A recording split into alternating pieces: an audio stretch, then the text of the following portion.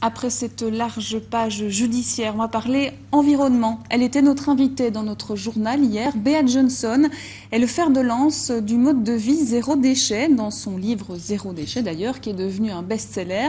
Elle explique comment atteindre cet objectif. Cette trentenaire pleine de peps a donné une conférence à l'université de Namur devant un auditoire comble. Grégory Mottard et Vincent Croisier ont assisté à cet événement organisé par les Amis de la Terre.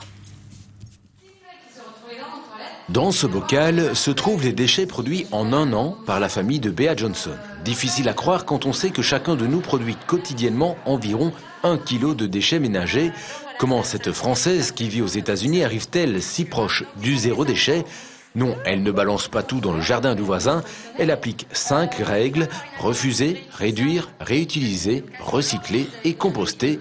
Le refus semble la règle la plus difficile à respecter aux yeux du public présent hier soir. Refuser le superflu comme des sacs en plastique, des babioles promotionnelles ou encore des cadeaux, ce n'est pas toujours évident.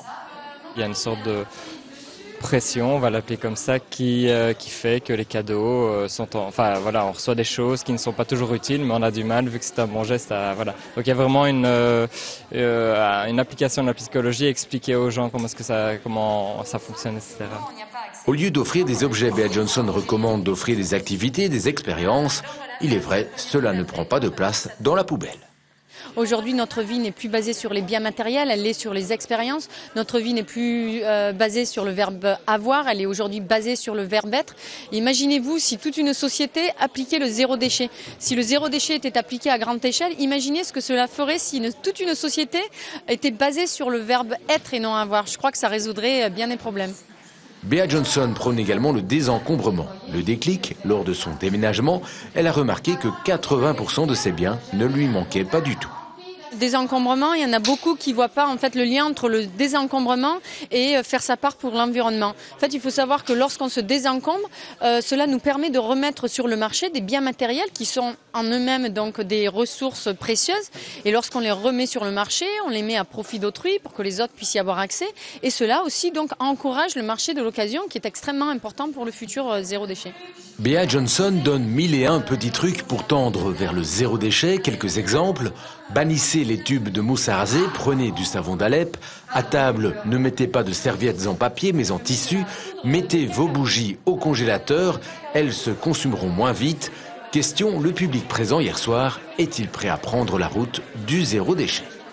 L'exemple était très très poussé, donc ça veut dire que ça fait un peu peur parce qu'on a l'impression qu'on va jamais atteindre ce que propose Madame Johnson. Mais à côté de ça, je crois qu'on peut commencer par des petits détails quotidiens. J'aurais envie de réduire les emballages, parce que là, c'est effrayant. Toutes les semaines, moi, quand je vois ce qu'elle a au bout d'une année, est-ce que moi j'ai... Alors ce qui m'a le plus marqué, ce sont les cadeaux expériences, parce qu'on est en plein dans la période de fin d'année là. J'ai 3 enfants en bas âge, donc plein d'idées cadeaux découpées partout dans les magazines. Et le cadeau expérience est une très bonne alternative. L'année prochaine, vous arriverez à mettre tous vos déchets dans un bocal de 700 ml? Non, je ne pense pas. Ce serait bien, mais... ou alors en tassant. Oui, voilà, très fort. Aller vers le zéro déchet nécessite un changement de mentalité. En plus des particuliers, il faut convaincre les entreprises, des entreprises qui, selon Bea Johnson, commencent à la solliciter pour réfléchir à produire le moins possible de déchets.